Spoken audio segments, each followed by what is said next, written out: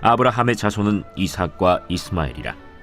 이스마엘의 족보는 이러하니 그의 맏아들은 느바요시요, 다음은 게달과 앗부엘과 밉삼과 미스마와 두마와 마사와 하닷과 데마와 여둘과 나비스와 게드마라. 이들은 이스마엘의 자손들이라. 아브라함의 소실 그두라가 낳은 자손은 시므란과 욕산과 무단과 미디안과 이스박과 수아요. 욕산의 자손은 스바와 드단이요. 미디안의 자손은 에바와 에벨과 하녹과 아비다와 엘다아니. 이들은 모두 그두라의 자손들이라. 아브라함이 이삭을 낳았으니 이삭의 아들은 에서와 이스라엘이더라. 에서의 아들은 엘리바스와 르우엘과 여우스와 얄람과 고라요. 엘리바스의 아들은 대만과 오말과 스비와 가담과 그나스와 딥나와 아말렉이요. 르우엘의 아들은 나핫과 세라와 삼마와 미사요. 세일의 아들은 로단과 소발과 시브온과 아나와 디손과 에셀과 디산이요. 로단의 아들은 호리와 호맘이요. 로단의 누이는 딥나요. 소발의 아들은 알리안과 마나핫과 에발과 스비와 오남이요. 시브온의 아들은 아야와 아나요. 아나의 아들은 디손이요. 디손의 아들은 하므란과 에스반과 이드란과 그란이요. 에셀의 아들은 빌한과 사완과 야간이요. 디산의 아들은 우스와 아란이더라. 이스라엘 자손을 다스리는 왕이 있기 전에 에돔 땅을 다스린 왕은 이러하니라. 브올의 아들 벨란이 그의 도성 이름은 딘하바이며, 벨라가 죽음에 보스라 세라의 아들 요밥이 대신하여 왕이 되고, 요밥이 죽음에 대만 종족의 땅의 사람 후삼이 대신하여 왕이 되고, 후삼이 죽음에 브닷의 아들 하닷이 대신하여 왕이 되었으니, 하닷은 모압들에서 미디안을 친 자요. 그 도성 이름은 아윗이며, 하닷이 죽음에 마스레가의 사물라가 대신하여 왕이 되고, 사물라가 죽음에 강가의 르호봇 사울이 대신하여 왕이 되고, 사울이 죽음에 악볼의 아들 바알 하난이 대신하여 왕이 되고, 바알 하난이 죽음에 하닷이 대신하여 왕이 되었으니, 그의 도성 이름은 바이요. 그의 아내의 이름은 무헤다벨이라. 메사합의 손녀요 마드렛의 딸이더라. 하닷이 죽으니라. 그리고 에돔의 족장은 이러하니 딥나 족장과 알리아 족장과 여대 족장과 오홀리바마 족장과 엘라 족장과 비논 족장과 그나스 족장과 대만 족장과 밉살 족장과 막디엘 족장과 이람 족장이라. 에돔의 족장이 이러하였더라. 여러분 반갑습니다. 오늘도 큐티로 여는 기막힌 하루입니다. 본 말씀 역대상 1장 28절부터 54절의 말씀입니다. 여러분, 우리가 성경을 보면 믿음의 조상으로 불리우는 이 아브라함도 그의 모든 자녀가 다 구원받은 것은 아니었다는 것을 보게 됩니다. 그래서 아브라함의 가계도를 보면 그냥 딱 두 갈래로 갈려집니다. 하나는 예수님이 나시는 믿음의 후손이고, 또 하나는 예수와 상관없이 세상으로 떠내려간 불신앙의 후손입니다. 참, 이렇게 믿음의 조상인 아브라함 가운데서도 구원받지 못한 자녀들이 있었던 것을 보면 이렇게 가정구원이라는 것이 얼마나 힘든 것인지를 우리가 절감합니다. 자, 그런데 오늘 말씀을 보니까 이 아브라함의 두 갈래의 후손들 가운데 바로 불신앙의 후손들의 계보가 등장합니다. 자, 먼저 28절부터 33절까지의 말씀에서 아브라함의 자녀들 가운데 이스마엘의 족보가 나오죠. 자, 창세기에 보면 아브라함은 하나님으로부터 하늘의 별처럼 많은 자손을 주겠다고 하는 약속을 받았습니다. 그런데 아브라함이 나이 들어 늙을 때까지 그 약속이 이루어지지 않습니다. 그래서 마음이 급해지고 하나님에 대한 신뢰가 약했던 이 아브라함이 결국엔 사라의 여종 애굽 여자 하갈을 첩으로 맞아서 아들을 낳게 됩니다. 그런데 이 첩을 통해 낳게 된 아들이 바로 아브라함의 첫째 아들인 이스마엘이었습니다. 그러나 하나님께서는 이 아브라함의 이 행동을 노엽게 여기셨습니다. 그리고 이 이스마엘은 절대로 믿음의 계보를 이을 자가 아님을 말씀하시면서 이 이스마엘과 그의 어머니를 쫓아내십니다. 자, 그런데 오늘 말씀을 보면 그렇게 쫓겨난 아들 이스마엘이요, 아들만 12명을 낳고 번성합니다. 그런데 이게 끝이 아닙니다. 아브라함에게는 배다른 자손이 또 있었습니다. 오늘 32절에 보니까 아브라함이 늙어서 그두라라고 하는 첩을 두었는데 그 사이에서도 무려 6명의 아들이나 나왔습니다. 참 이것이 인간적인 눈으로 보기에는 참 이상한 것입니다. 이렇게 불신앙의 뿌리는 한 번 낳았다 하면 6명, 12명 쑥쑥 잘 돋았습니다. 그리고 그들은 번창하고 성공을 해서 나라를 이루든지 족속을 이루든지 어떤 도시를 세우게 되는 것을 보는 것입니다. 그런데 반면에 믿음의 계보를 잇는 사람들은 오히려 반대입니다. 자식들 중에서도 믿음의 씨앗을 겨우 1명, 2명 둘까 말까입니다. 이러다가 믿음의 계보가 씨를 말라버리는 것은 아닌가 할 정도로 너무 빈약해 보이는 것입니다. 그런데 놀라운 것이 무엇입니까? 이렇게 너무 미약하게 아브라함 한 사람으로 시작한 믿음의 계보이지만 이 한 사람이 애굽에 들어갈 때는 70명이 되었습니다. 그리고 그 70명이 출애굽하여 나올 때는 무려 200만 명이 되는 것입니다. 여러분 어디 그뿐입니까?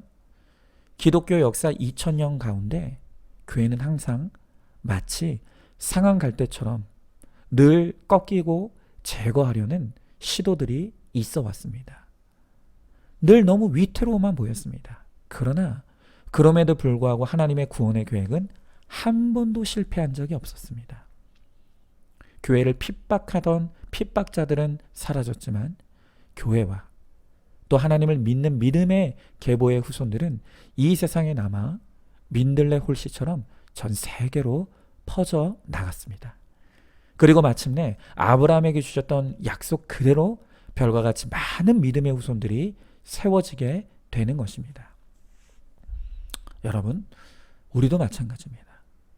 저는 오늘 특별히 우리 성도님들 가운데 믿음의 첫 때를 이루고 정말 너무나 외롭고 또 온갖 조롱과 멸시를 받으며 신앙생활 하시는 우리 성도님들을 위로하고 응원하고 싶습니다. 우리가 당장 눈으로 보기에는 내가 그토록 내 가정의 구원을 위해서 기도하고 애쓰지만 누구 하나 구원받을 것 같은 기미가 보이지 않습니다. 오히려 그 불신앙의 성은 너무 견고해 보이기만 합니다. 그러나 우리는 믿음의 확신을 절대 잃지 말아야 합니다.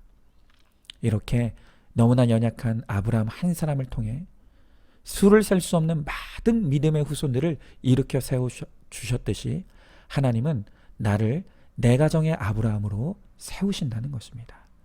그리고 거룩하여진 나를 통해 내 가정과 또한 나의 후손들을 통해서도 많은 믿는 자의 무리들을 반드시 일으켜 세워주시기를 하나님은 계획하고 계신다는 것입니다.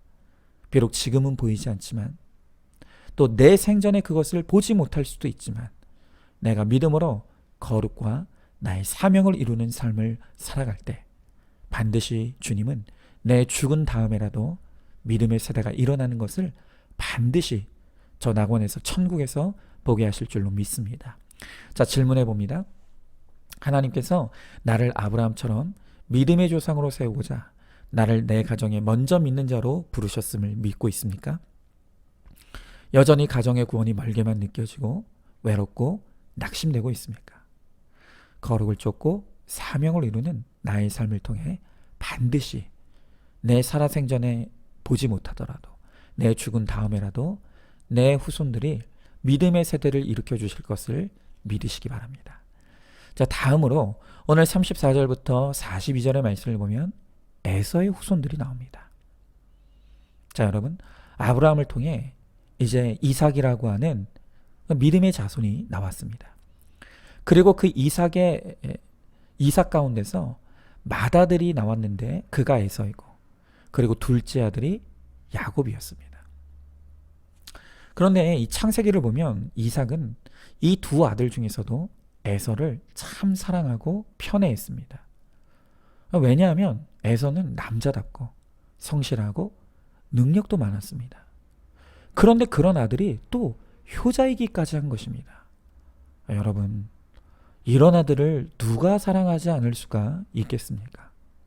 그런데 이 아들에게 딱 하나 부족한 것이 있었는데 이 에서에게는 예수씨가 없었습니다. 믿음이 없었습니다. 그냥 이거 하나 빼면 에서는 어디 나무랄 데가 없는 너무 자랑스러운 자녀입니다. 그런데 반면에 야곱을 보십시오. 야곱은 사내 아이면서도 유약합니다.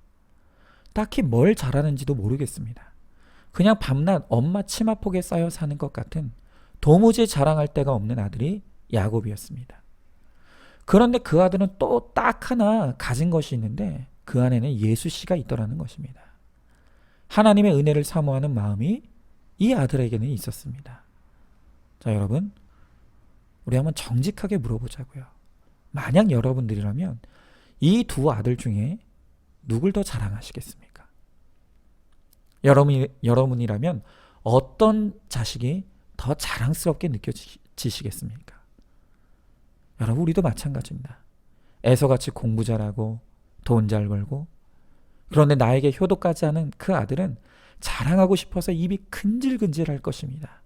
그러나 밤낮 뭐 잘하는 것도 없고 그냥 너무 유약한 것 같은 야곱 같은 아들은 그냥 어디 가서 내 자식이라고 말도 하지 말라고 그렇게 말할 것입니다. 그러나 세상에서 잘 나가고 나에게 효도하던 그 에서는 결국 예수 없이 살다가 불신결혼하여 세상으로 멀리 떠났습니다. 그리고 그렇게 죄 가운데 살다가 지옥의 자녀가 된 것입니다. 반면에 하나님은 이 야곱을 믿음의 계보를 이을 영적 장자로 세우셔서 마침내 그를 통해 이스라엘이라는 하나님의 나라를 세우게 하십니다. 여러분, 우리는 이제 구속사의 시각으로 우리 자녀들을 좀 봐야 합니다. 구원의 관점에서 보면 좋은 자녀, 나쁜 자녀가 따로 있는 것이 아니라는 것입니다. 아무리 이 세상에서 자랑할 것이 많은 자녀라 할지라도 그 자녀가 예수씨가 없는 자녀라고 한다면 결국 천국과 지옥이라는 영원한 운명으로 갈려질 남일 뿐인 것입니다. 그러나 이 세상에서는 딱히 자랑할 것이 하나도 없는 자녀라 할지라도 그 안에 예수 믿는 믿음 있는 바로 그 자녀가 천국에서도 나와 영원히 함께할 진정한 영적인 가족인 것입니다. 그러므로 우리는 내 자녀들에게 날마다 인생의 목적이 거룩과 구원임을 가르치고 오직 너희의 구원만이 부모인 나의 기쁨이라고 외치면서 삶으로 구원에 합당한 거룩의 모습을 보여야 합니다. 그래서 내 사랑하는 자녀들을 한 사람이라도 놓치지 않고 모두 구원의 영광에 함께 이르게 되기를 우리 모두가 소망할 수 있기를 바랍니다. 자, 질문해 봅니다. 나는 다 갖췄지만 믿음만 없는 에서 같은 아들이 좋습니까? 아니면 아무것도 없지만 믿음 하나는 분명한 야곱 같은 아들이 좋습니까? 결국 예수씨가 없는 자녀는 영원한 세계에서 남이 될 수밖에 없다는 것을 알고 있습니까? 내 자녀들을 진정으로 사랑한다면 이 자녀들이 천국에서도 나와 영원히 함께 할 수 있도록 자녀들에게 구원을 외치시기 바랍니다. 자, 마지막으로 오늘 43절부터 53절까지 말씀해 보니까 이제는 에돔의 계보가 등장합니다. 여러분, 이 에돔이 어떤 족속입니까? 바로 에서의 후손들입니다. 자, 그런데 오늘 43절에 보면 참 재미있는 말씀이 기록되어 있습니다. 자, 오늘 43절에 보니까 이스라엘 자손을 다스리는 왕이 있기 전에 에돔 땅을 다스린 왕은 이러하니라 그랬습니다. 여러분, 여기서 지금 성경은 굳이 믿음의 계보를 잇는 이스라엘 후손들과 믿음에서 떠난 에손의 후손들을 비교하고 있는 것입니다. 자, 여러분, 세상에서 제일 기분 나쁜 게 비교하는 거 아닙니까? 나와 엄마 친구 아들을 비교하는 겁니다. 그런데 꼭 지금 성경이 그렇게 하나님의 자손들과 또한 하나님에게서 떠난 불신앙의 자손들을 비교하고 있는 거예요. 오늘 말씀해 보니까 야곱의 자손들은 애굽의 노예가 되어서 종살이하면서 찌질하게 살고 있는 그동안에 불신자 에서의 후손인 에돔 족속은 강성한 나라를 세웠다는 것입니다. 거기다가요, 이 에돔은 사해, 아라바, 그리고 이집트로 연결되는 무역로에 이 나라가 위치하고 있었기 때문에 경제적으로도 아주 큰 번영을 누렸습니다. 여러분, 세속사의 관점, 기복의 관점에서 보면 하나님의 후손들은 망했습니다. 세상에서 종노릇하는 야곱의 후손들은 망한 후손들입니다. 그리고 반대로 세상에서 왕노릇하는 에서의 후손 에돔은 성공한 후손들입니다. 그러나 우리 이 세속사의 안경, 기복의 안경을 벗고 구원의 안경, 팔복의 안경을 다시 쓰고 오늘 이 후손들을 다시 봐야 한다는 것입니다.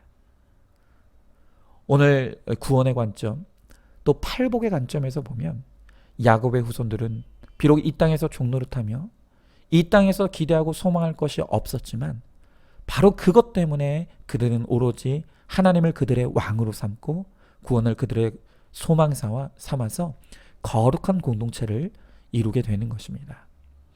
그러나 에돔은 이 땅에서 왕노릇하며 이 땅에서 천국을 살아가니 하나님이 필요 없습니다. 하나님을 찾지도 구하지도 않는 철저한 불신앙의 도성이 되었다는 것입니다. 여러분, 그러면 누가 진짜 축복받은 민족입니까? 구속사의 관점에서 보면 야곱의 후손들이야말로 진짜 축복받은 민족이라는 것입니다. 여러분, 이게 믿어지셔야 합니다. 이게 누려지셔야 합니다. 오늘 우리도 마찬가지죠. 우리도 예수 믿는 나는, 우리 가정은 맨날 가난하고 병들고 가진 것도 없는데 예수 없이 살아가는 내 친척들은 자식들도 좋은 대학 가고 사업도 잘 되고 무병장수하면서 잘 사는 것을 봅니다. 여러분, 그런데 그거 보면서 혹시 속상하십니까? 그러나 성경은 우리들에게 가르치기를 악인의 형통을 부러워하지 말라고 말씀하십니다. 이미 이 땅에서 왕노릇하는 자들, 이 땅을 천국 삼아 살아가는 사람들은 결국 이 땅이 망하는 날 다 같이 망하는 운명을 맞이하게 된다는 것입니다. 그러나 비록 잠시 이 땅에 발을 딛고 살아가지만 그러나 천국을 사모하고 구원을 간절히 사모하는 바로 그 사람은 저 하늘에서 별과 같이 영원히 빛나는 영광과 존귀를 누리는 인생이 되는 것입니다. 그것이 바로 우리에게 주어진 말씀의 약속입니다.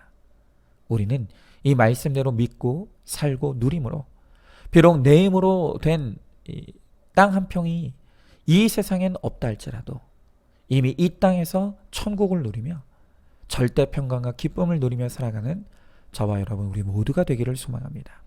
자, 질문해 봅니다. 가진 것이 없으나 믿음으로 살아가는 내가 믿음 없이 많은 것을 누리며 살아가는 사람들과는 비교도 할 수 없는 축복을 누리고 있는 사람인 것을 확실하게 믿고 있습니까? 내가 하나님의 자녀이기에 이 땅에서 내 이름으로 된 재산이 없을지라도 나를 확실하게 책임져 주실 것을 믿으시기 바랍니다. 자, 오늘도 11월 2일 보석상자입니다. 우리가 가진 상처, 쓴뿌리의 근원은 우상 숭배에 있습니다. 아멘. 오늘도 큐티로 기막힌 하루를 살아내는 하늘가족 공동체 우리 모든 성도님 되시기를 주님의 이름으로 축복합니다.